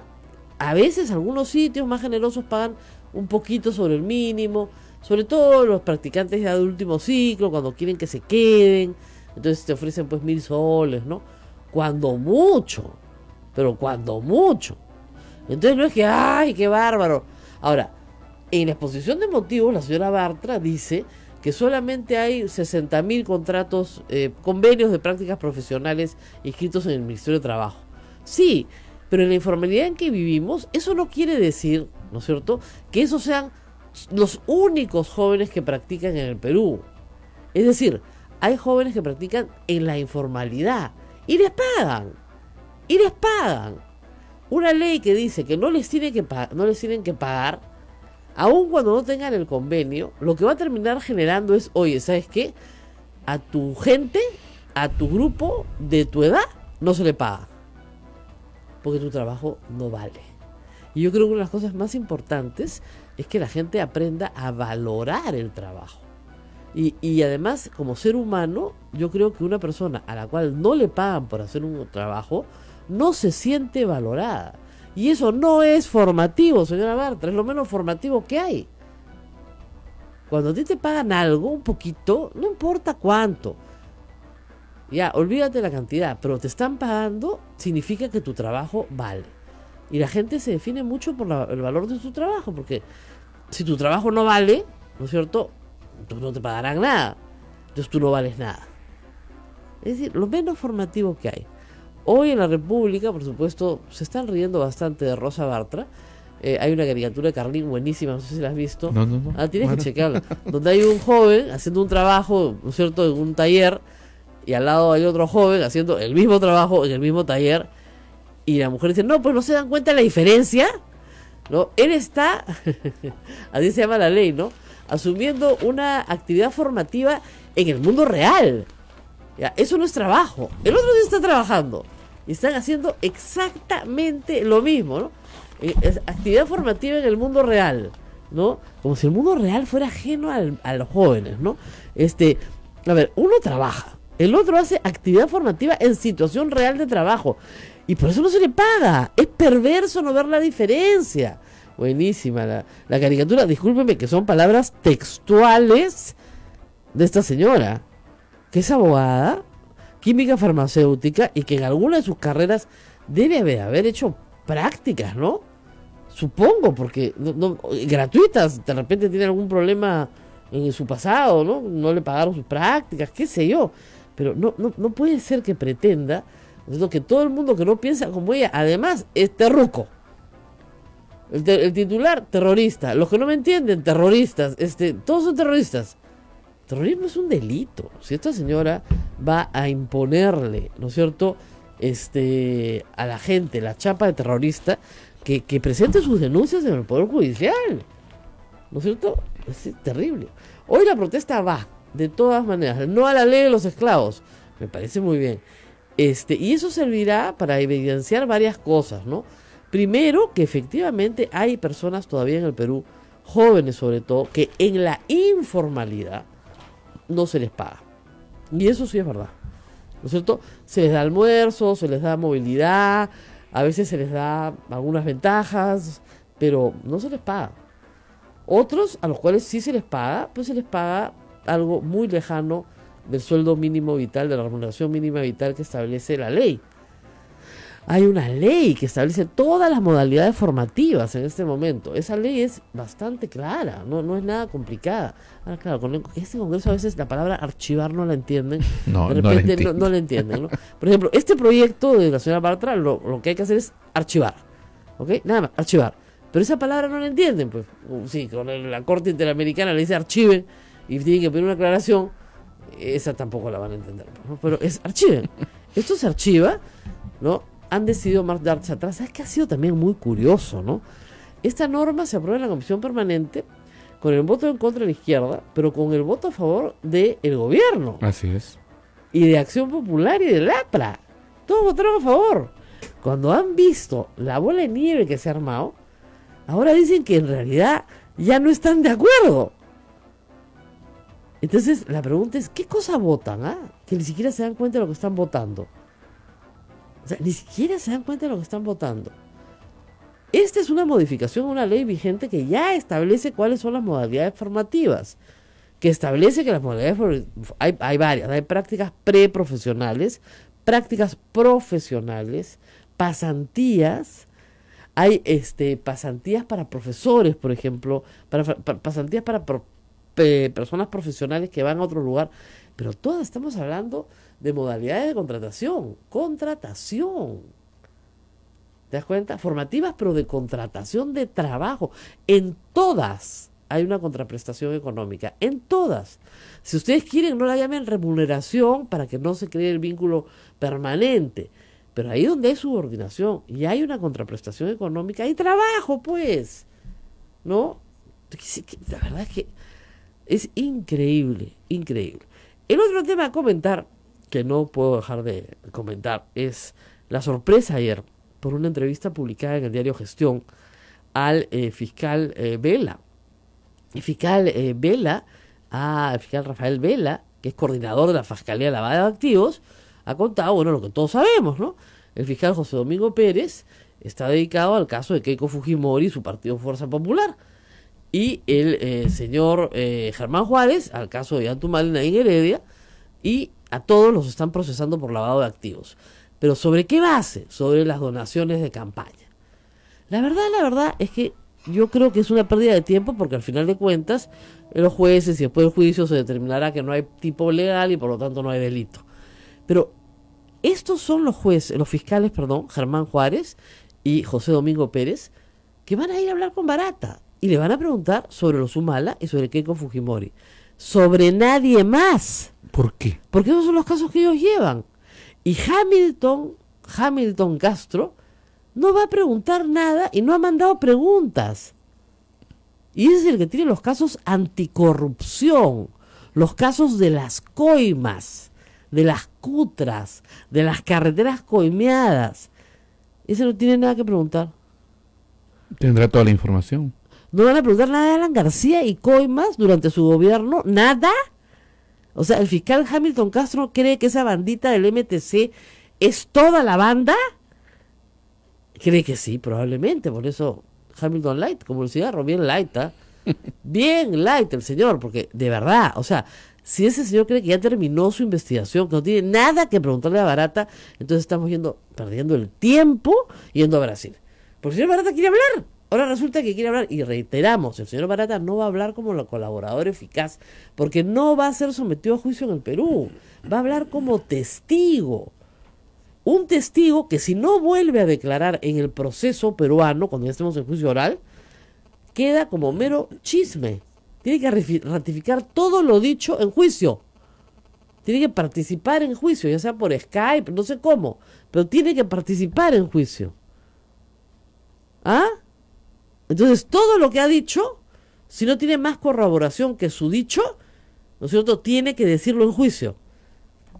A lo que los peruanos lo que les interesa saber no son las donaciones de campaña, reitero, porque no va a haber forma de perseguirlos por eso a fin de cuentas. Nadie Heredia y Beato Mal están presos por gusto, porque ahí no hay lavado de activos. Aun cuando se apropian del dinero para gastárselo en lo que les dé la gana, no hay lavado de activos. Porque los activos tendrían que provenir de la comisión de un delito. Y recibir fondos de campaña no es delito, pues. Lo hemos explicado 100 veces. ¿Ya? Pero bueno, yo hace 3 años que lo explico. Todos mis colegas periodistas me han escupido de todas las formas posibles. Yo no tengo la culpa de que ellos no hayan estudiado Derecho. Pero de verdad, o sea, ahí, no, al final de cuentas, la defensa de todos los imputados de Keiko Fujimori, Nadine Heredia, Alan García, de todos, van a decir, no, acá no hay nada. ¿Dónde está la carne? A ver, por ejemplo, en el caso Toledo, ese es un caso redondo. Un caso en el cual tenemos una coima, un coimeador, un coimeado y un amigo que trafica con el dinero. Y el amigo ha cantado, ese sí, es colaborador eficaz, como un pajarito. Y ayer entregó las agendas. Ese sí es colaborador eficaz. A ese no tiene problema en que le rebajen la pena, le desbloqueen sus fondos, etcétera. Va a entregarlo todo. Todo. Ya por fin el expediente de extradición está en la Corte Suprema. Nuestro héroe, el juez Carguancho, Richard Concepción, recién lo ha mandado esta semana. Pues dice que el fiscal se lo escribía mal. 1 año para escribir un expediente de extradición. 1 año. Tienen mucho trabajo seguramente, pero hay cosas que son prioritarias, ¿no? Hace 1 año que Toledo se jaranea en Palo Alto, California. Hace lo que le da la gana. ¿Ah? Entonces, miren, la verdad es que como dicen ahí en los predios del pepecaucismo, ya pues que se acabe el recreo, ¿no? Y comiencen a chambear. Entonces, el caso Toledo, ¿qué nos dice? Que hay coimas, es decir, que Odebrecht, y eso es lo que interesa, pagaba coimas para hacer obra pública. Sabemos que las pagó durante el gobierno de Toledo, lo sabemos. Sabemos que le pagó a Alejandro Toledo, sí lo sabemos. Sabemos que le pagó a alguien más, no lo sabemos. No van a preguntar nada sobre Pedro Pablo Kuczynski. No van a preguntar si Pedro Pablo Kuczynski obtuvo contratos con Odebrecht, ¿no es cierto? Acuérdense ustedes que Pedro Pablo Kuczynski es ministro 2 veces. Marcelo Odebrecht dice que le era una piedra en el zapato. Se puede estar refiriendo a su primera gestión como ministro, del 2001 al 2002, y no de la gestión de ministro del 2004 al 2006, donde Westfield comienza a tener, y First Capital, contratos con Odebrecht, ¿no es cierto? Eso no le van a preguntar. No le van a preguntar de eso, porque es un caso de corrupción y el señor Hamilton Castro no ha mandado sus preguntas. ¿Cómo no le van a preguntar por eso? Porque no le van a preguntar por eso. ¿Ya? Así de grave. Y luego, en el gobierno de García, hay efectivamente una serie de funcionarios de viceministro para abajo y menor rango involucrados en las coimas del metro de Lima, en el tramo 1 y esperemos que también en el tramo 2, porque hay bastante que contar ahí. ¿Qué sabemos de eso? No. Del viceministro para abajo nomás coimeaban. Sí, Juan, ¿acaso el viceministro y su bandita eran los que firmaban las resoluciones para que la obra se ejecute? No, ¿no es cierto? ¿Quién firmaba? El presidente de la República y el ministro. ¿No los van a investigar? No. ¿Por qué? Porque es Alan García. Y en el caso de Humala, están investigando donaciones de campaña cuando podrían investigar Gasoducto Sur. Gasoducto Sur, que es un caso mucho más interesante de investigar. Yo no digo que ninguno de estos personajes sea culpable, sino que por lo menos investigue. Se trate de encontrar la verdad. O sea, tenemos una empresa que ha dicho públicamente ante el mundo que coimeaba en el Perú. No una, sino varias veces. No ha dicho todas las veces que coimeaba. Bueno, hay que ir a preguntarles todas las veces que coimeaba. ¿Están dispuestos a hablar? Ok, muy bien. ¿Y qué les vamos a preguntar? ¿Sobre 2 casos? ¿Nada más que sobre 2 casos de donaciones de campaña? Entonces, ¿qué está esperando Kuczynski para ir a la Comisión Lavallato si el señor Barata no va a hablar de él? Porque él piensa que va a hablar de él. Bueno, Él dijo porque que... no sabía. Ahora resulta que el señor Hamilton Castro ha decidido, nuestro flamante fiscal anticorrupción, que no hay nada que preguntarle. O sea, van Vela, va Juárez Atoche. Vela le pregunta por Keiko, Juárez Atoche le pregunta por Nadine Heredia. ¿Listo? Le ha dicho, no, es que cada uno tiene sus especialidades. Entonces, Alan García pues se jamonea en Twitter y dice, señores fiscales, respetuosamente les pido que pregunten al señor Barata lo que quieran sobre mí. El primer interesado soy yo. Otros se venden, yo no. Esa frase la repite todo el tiempo, ¿no? Claro, porque él sabe quiénes que los que se han vendido, ¿no? ¿Y cómo lo sabe? ¿Y cómo lo sabe? A ver, ¿qué? ¿Tienes ahí una pregunta? Sí, acá hay un... Miki Canales nos pregunta... si Odebrecht pagó a los Humalas siendo una empresa corrupta, recién hoy conocida, entonces recibieron dinero de una empresa corrupta que usaba doble contabilidad. Entonces, ¿sí habría delito? No, pues, porque no tenían cómo saberlo. ¿Qué parte no entienden? O sea, cuando se da la plata para la coima, en el año 2015, suponiendo que es una coima, ¿no es cierto? Sí, no hay ningún problema. En el 2014, como Toledo, porque es una coima.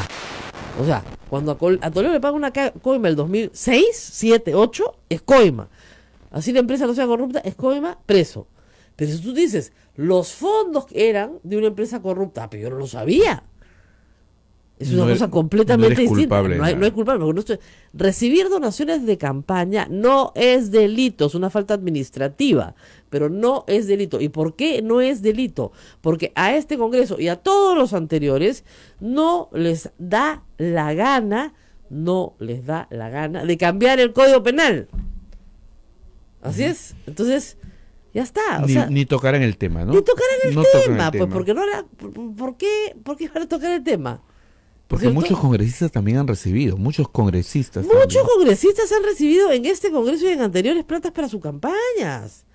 O sea, congresistas que están actualmente en este Congreso y en los anteriores, por supuesto. Es increíble, ¿no? Entonces, Hamilton Castro, que es el que tiene que ver la parte anticorrupción, ¿no es cierto? Es parte del equipo especial de fiscales, ¿ya? Que se ve los delitos de corrupción de funcionarios y conexos, no tiene nada que preguntarle a Barata, nada.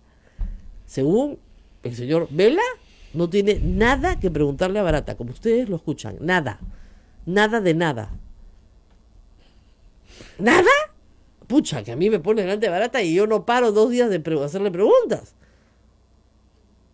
Diría, vamos en orden, de atrás para adelante, adelante para atrás, del orden que ustedes quieran, por la mitad, para atrás, lo que sea. Vamos en orden, pero con calendario. ¿Se dan cuenta? Esta hora, esta fecha, o sea, ¿qué es esto? No hay interés, pues. No hay interés de que salga o ya todo está arreglado. Eso es lo mismo que digo yo. Y eso sería una pena, la verdad.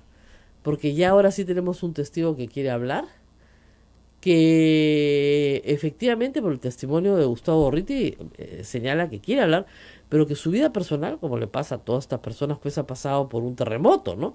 Claro. O sea, de ser importante, famoso, conocido, ahora es un apestado. Entonces, es muy difícil recuperar tu prestigio después de un terremoto de este tamaño, ¿no? Barata, superando esos problemas, está dispuesto a hablar, pero solamente va a hablar de los casos Fujimori y Humala. Nada más. No porque no quiera hablar de lo otro, ¿eh? Si el señor Hamilton Castro no ha mandado preguntas, no va a ir y no tiene nada que preguntarle. Oigan, si el señor Hamilton Castro no tiene vínculos con alguno de los no preguntados, ya no sé cómo, ya no sé cómo ponerlo, pues. Ese fiscal se demoró un año en hacer algo.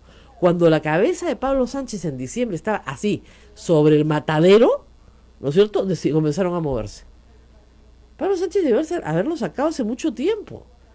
Hace mucho tiempo. Pero no los tocan. Intocables. Intocables, pero intocables. Intocables. Y eso a mí me parece, la verdad, francamente, es muy raro. Es un escándalo, de verdad, que se descubra además esto el día 22, cuando el interrogatorio es el día 27. A 5 días del interrogatorio. A 5 días del interrogatorio nos enteramos que solamente van a hablar de Fujimori y solamente de Humala. Y los dos no son casos de corrupción. Son casos de un supuesto lavado de activos para recibir fondos de campaña. O sea, no hay delito. No hay delito, pues. Van a ir a preguntar babas. ¿Le dio plata? Sí, le dimos plata. ¿Dónde? ¿Cuándo? Ah, ya, listo. Sí, les dieron plata. Ya, listo. ¿Y cuál es el delito? Y la diferencia es que Keiko Fujimori está en su casa con el mismo testimonio y los humanos están en la cárcel. Explíquenme ustedes por qué funciona eso en el Perú. Tampoco sé. Porque con los mismos hechos, exactamente igual, de la misma fuente, exactamente la misma, el resultado es que unos van a la cárcel y otros se quedan en su casa. Esos son los fiscales peruanos, pues. ¿Por qué no va a estar desprestigiada la fiscalía? A ver, ¿por qué no va a estar desprestigiada la fiscalía? Es un asco. Esta historia de Lavallato en el Perú es un asco. A diferencia de lo que ha sido Lavallato en Brasil, que ha servido para limpiar el sistema de justicia, para honrarlo, ¿no es cierto? Acá esto es un asco lo que está pasando en el Perú. Meten a la gente a la cárcel por las puras con prisiones preventivas, no los acusan de nada, no solamente a Humala y a su mujer, toda esta banda del MTC está presa hace más de un año y no los han acusado todavía, de nada. Y ahí hay coima, las cuentas están en Andorra, es facilísimo, ¿no es cierto? Nada, ahí siguen presos. Acá en el Perú te meten a una cárcel, te pudres en la cárcel, algún día te juzgan y sales inocente. Y casos tengo montones, cuando quieran. 8:23, vamos a ir a la pausa y vamos a conversar justamente sobre la administración de justicia que involucra a fiscales y a jueces. ¿Por qué tenemos estos fiscales y jueces? ¿Por qué? O sea, ¿quién los elige? Ah, pues, ahí está la madre de todos los corderos. Los elige el Consejo Nacional de la Magistratura. ¿Y quién elige a los miembros del Consejo Nacional de la Magistratura? Ahí está la madre de todos los corderos, pues, todititos los corderos. Gente que no tiene interés en la justicia. Esa es la verdad. Que no tiene el más mínimo interés en tener un buen sistema de justicia en el Perú. Y que más bien corresponden a intereses políticos, partidarios, personales, de cualquier tipo, menos el interés de servir a la justicia. Vamos a la pausa y regresamos. Pausa y volvemos.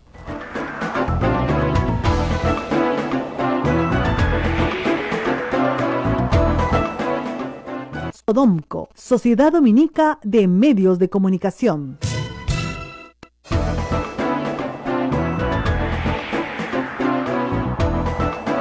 Bueno, muy bien. Yo les decía, ¿por qué tenemos la justicia que tenemos? ¿Por qué tenemos los fiscales que tenemos? Porque los han elegido, pues. Oiga, y usted dirá, yo no los he elegido. No, la Constitución establece un mecanismo por el cual hay un Consejo Nacional de la Magistratura, que es la palabra más aburrida del planeta. Cada vez que yo la pronuncio, si tenía una productora me decía que el rating se envía a 0. Me decía, no digas eso, los que eligen los jueces, porque Consejo Nacional de la Magistratura, dejaste dormida a la audiencia. Pero es verdad, pues, así se llaman. Y está conformado por 7 miembros, podrían ser 9, pero son 7. A ver, ¿y de dónde salen? A ver, agárrense, atento, chico, por favor. Dame 3 minutos de tu atención. A ver, Naila, después me lo recitas, A ver, uno sale de la Corte Suprema. O sea, los vocales de la Corte Suprema escogen un delegado, juez, que se va al Consejo, que se plantee esperar a que el señor deje de ser congresista, porque tenemos la esperanza de que no será reelegido, y que en agosto del año 2021 pueda continuar su proceso. Así es, así es. Y no solamente eso, ¿no? Sino que hay otro tipo de responsabilidades. Con esta reunión hay responsabilidad política de Aguila, el presidente del Consejo, porque está haciendo que un político interfiera en lo que es una elección que representa la máxima autonomía de su institución, que era la elección del presidente del Consejo Nacional de la Magistratura. Eso debería promover por parte de los congresistas una evaluación y una denuncia constitucional que pueda llevar hacia la remoción del cargo de consejero. Ya hay un antecedente. Efraín Anaya Cárdenas en su momento se reunió fuera del Consejo con un postulante a la Corte Suprema. Este hecho fue revelado, se le abrió proceso de remoción y fue sacado del cargo. Este caso es peor. Claro, lo que pasa es que en este caso, Águila pues tiene más ayuda. Sí, por supuesto. Según se revela en este artículo, es interesantísimo las relaciones trujillanas. Oye, Trujillo está realmente de moda porque, a ver, la cosa es bien complicada. Hay una familia Alba, así es, ¿no es cierto? Y una familia Becerril, ¿no es cierto? Y una familia Águila, ¿no es cierto? Y todos están, como se dice, imbricados, parecen una panaca. Tú trabajas conmigo, yo trabajo contigo, tu esposa se viene a trabajar conmigo, tu hermano se viene a trabajar conmigo, pero tanto en el sector público como en el privado, así es. Pasan de Pomalca al Congreso y del Congreso al Consejo Nacional de la Magistratura, o sea, a las universidades, o sea, se mueven realmente como panaca y le dan chamba a todos. Ahora, y también eso respondería para algunas personas que, digamos, echan a volar la imaginación, aunque no tanto, ¿por qué Becerril se muestra tan, digamos, confrontacionista con aquellas personas que osan presentar algunas demandas judiciales en relación a, por ejemplo, los terrenos relacionados con Pomalca, ¿no? Claro, uno podría decir, bueno, si tiene a su amiguísimo que es presidente del Consejo Nacional de la Magistratura, con quien debate en casa quién es el próximo presidente, y Becerril prácticamente está en la bancada, donde el hermano del presidente del Consejo trabaja, claro, obviamente pues se va a sentir con la libertad del mundo para hacer lo que hace. A ver, escuchen, porque esto es más complicado que telenovela de esas colombianas enredadas. No, una turca, esta es como una turca, ¿ya? Tiene mucho personaje. Ya, a ver, hay un señor Alba, ¿ya?, que es asesor en el Congreso de Beteta, pero es a su vez amigo de Becerril, porque antes ha sido asesor de Becerril. Así es. Muy bien, pero a su vez hay otro Alba en el Consejo Nacional de la Magistratura. A ver, explícame bien. Sí, mira. Esto es como te explican tus parentescos. Cuando negados. Águila entra como consejero del Consejo Nacional de la Magistratura por abogados, dicho sea de paso, tenemos la esperanza de que haga un mejor papel que Vladimir Paz de la Barra, ya, que también es otra joya. Él lleva como asesor al Consejo al señor Alberto Alba Azula. Este señor Alberto Alba Azula, el año 2011, había sido asesor ¿de quién? De Héctor Becerril. Eso. Pero no solamente eso. Luego Alberto Alba Azula deja de ser asesor en el Consejo en el año 2015-16 y entra a trabajar, me había equivocado, no era Beteta, era Rosa Bartra. ¡Uy! En el Congreso. Que también es trujillana, como ustedes saben. Y está de la Universidad Nacional de Trujillo así también. Es, de la Facultad de Farmacia y Bioquímica. Igualito que Becerril. Igual que Becerril. Entonces, ¿pero quién es este señor Alberto Alba Azula? Ustedes dirán, Rosa Bartra es más joven, pues no sea mala. No, es que Becerril se demoró como 10 años en acabar la carrera. No, y aparte Alberto Alba era cuando Rosa Bartra estaba en la facultad, era alguien que ya ejercía como profesor. Claro. Entonces le ha dado la chamba a quien en su momento era profesor cuando ella era alumna. Alberto Alba. Ya, muy bien. Ahora, Alberto pero Alba tiene una posición que se mueve, porque juega como reparte pelota. O sea, está en el Consejo Nacional de Magistratura y también está en el Congreso, en distintos momentos. Exacto. Luego, él termina de trabajar con Bartra y señala de que tiene una dedicación exclusiva al deporte y termina en la dirigencia de Juan Aurich. Claro, porque trabaja día con de los hoy. Oviedo también. Así es, Ya. así es. No, Ahora, es alucinante. Ya, este señor Alberto Alba Azula, que ha pasado Becerril, Guido Aguila, Bartra y ahora Aurich, tiene un hermano. Su hermano se llama César Alba Azula. No sé cómo se ríe. Es que, por eso te dije, es como novela turca. Si no Sí. te concentras, te pierdes. O sea, yo leí el artículo, ¿cómo?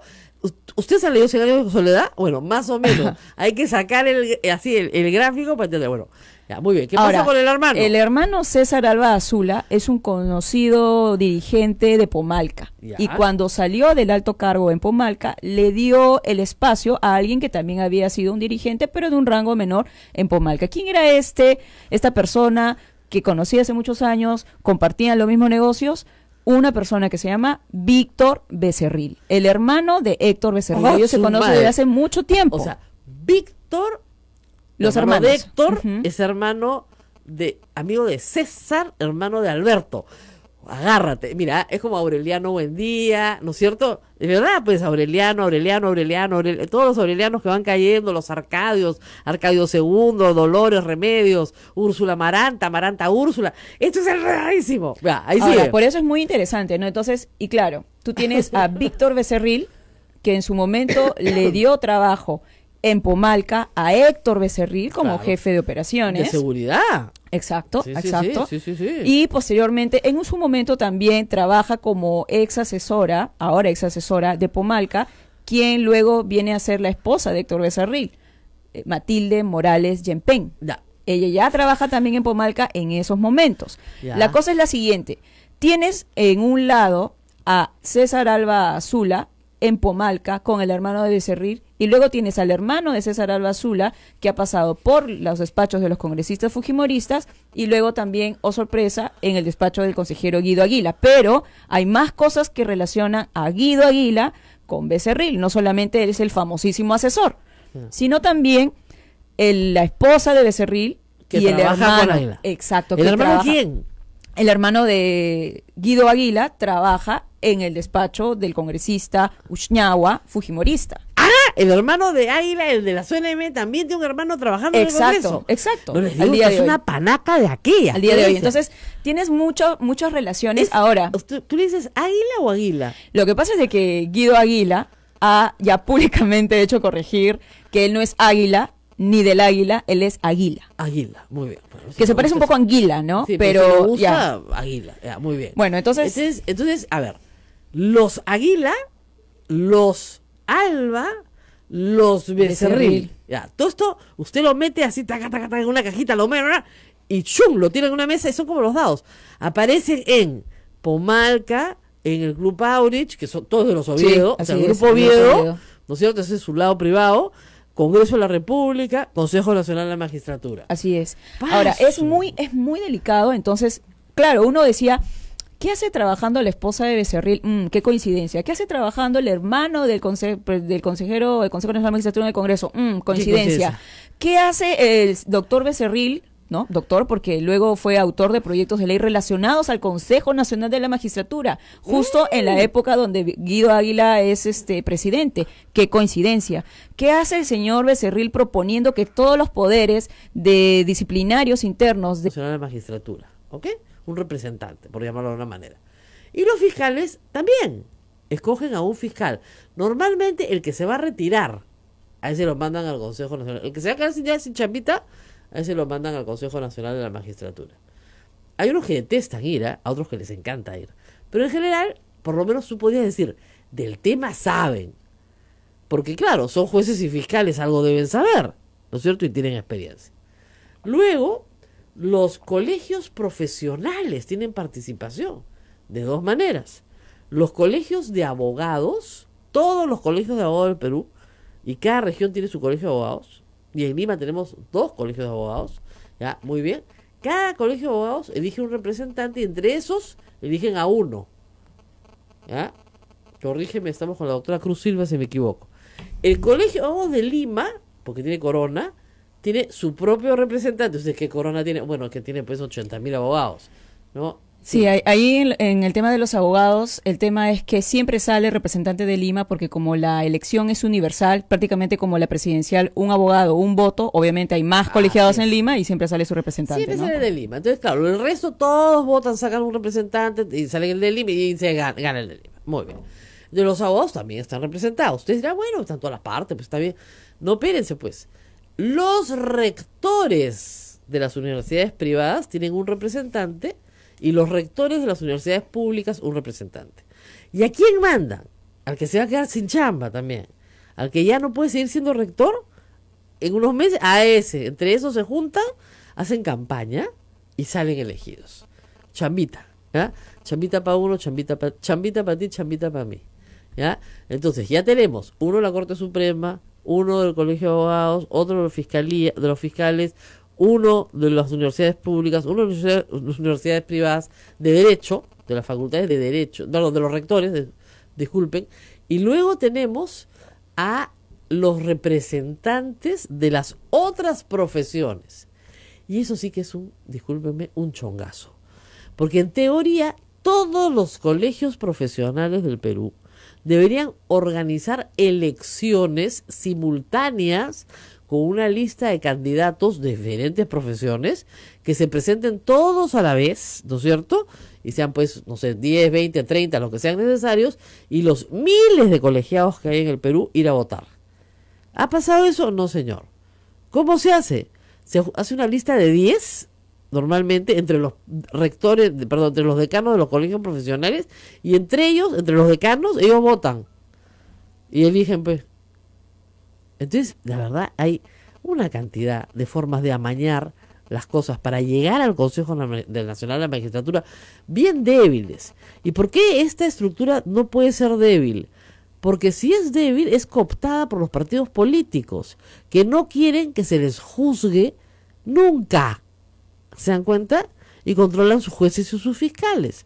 Vladimiro Montesinos lo único que quería era controlar el Consejo Nacional de la Magistratura, porque sabía que si controlaba el Consejo Nacional de la Magistratura lo controlaba todo. Controlaba todo el Ministerio Público, controlaba todo el Poder Judicial.